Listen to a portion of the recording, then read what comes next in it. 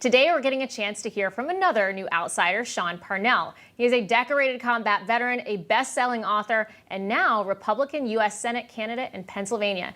Sean, welcome to the program. Thanks so much for being here. Thanks for having me. That's a pretty cool title of outsider. I'll take it all day long.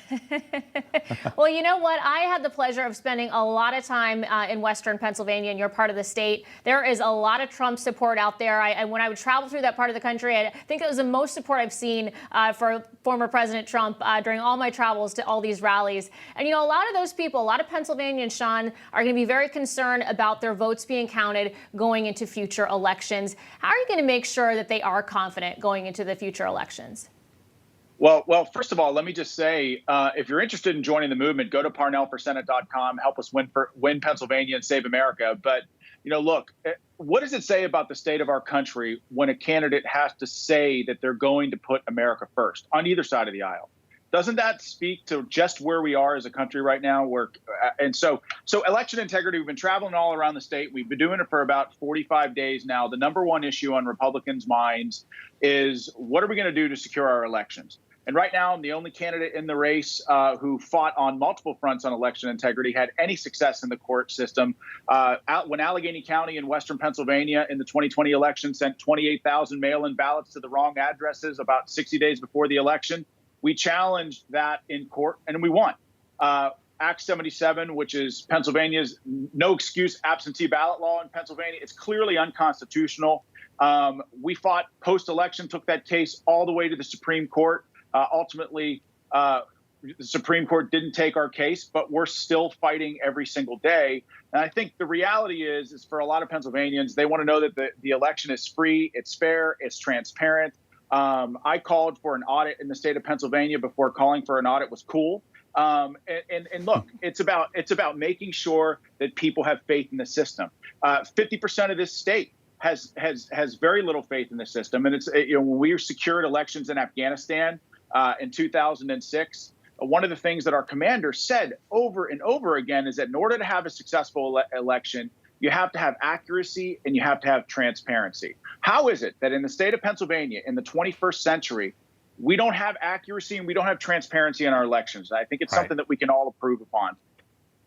And Sean, that's not just your view. It's the overwhelming view of Republican voters. 70% of us that they don't believe the results were accurate in the presidential race in 2020. So clearly there's a lack of transparency there that's so important. And by the way, I'm glad you like that you embrace the moniker of the outsiders, because I took a lot of heat. I used it so much back in 2016 when I was campaigning for Donald Trump the first time. I took a lot of heat, including from S.E. Hinton, the author of the book, The Outsiders, who is no fan of America First and actually threatened to sue me over it. But regardless, getting to the politics here, this is what I think is so important. You know, Donald Trump was the instrument to begin this America First movement, but it is bigger than Donald Trump. And that's obviously not disparaging him in any sense, but it's bigger than him. And so I think you are part of this next wave of young leaders who are coming to us from outside of politics. But explain to voters why that's so important, that it can't just be a Trump movement and it can't just be about politics.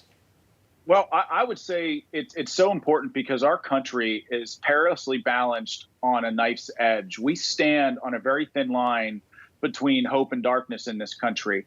And any candidate running on the Republican side has to understand that fighting and not backing down, fighting for this country, right? And fighting for the constituents that you're supposed to represent.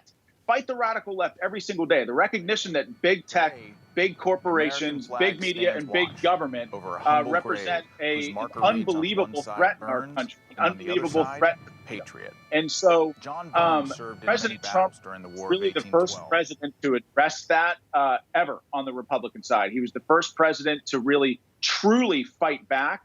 And I think he's taught the entire next generation of American political candidates the same thing. The idea that we should put our constituents first, we should never back down from a fight, and we should put America first as well.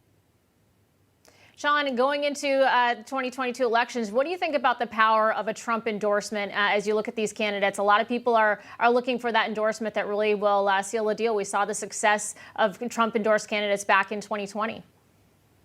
Well, I surely hope to earn his endorsement. More people turned out to vote for President Trump than any other Republican president in the history of our country. He has immense power in this movement. He's the clear leader of the Republican Party. and earning his endorsement would be an honor. And I hope to have it. And so, heck, he's the reason why I'm involved in politics in the first place. He roped me in 2019, in October of 2019, and called me out at a speech that I wasn't even attending, and I didn't know him and never met him in my life. But you know what? When the commander-in-chief calls you, you honor that call, and we got in the fight in 2020, and we're still in the fight now to save this country. It's all about, look, the radical left knows that there's no path to the Senate majority without the state of Pennsylvania. They have to have it. So we, as Republicans, have to hold it. So it's all about winning Pennsylvania and saving this country. By the way, Sean, there's three of us on this screen who were brought into politics by Donald Trump. Exactly. We have that in common. Yes, I love seeing that. He's really inspired a lot of us. Sean Parnell, thank you so much for being with us. He sure is.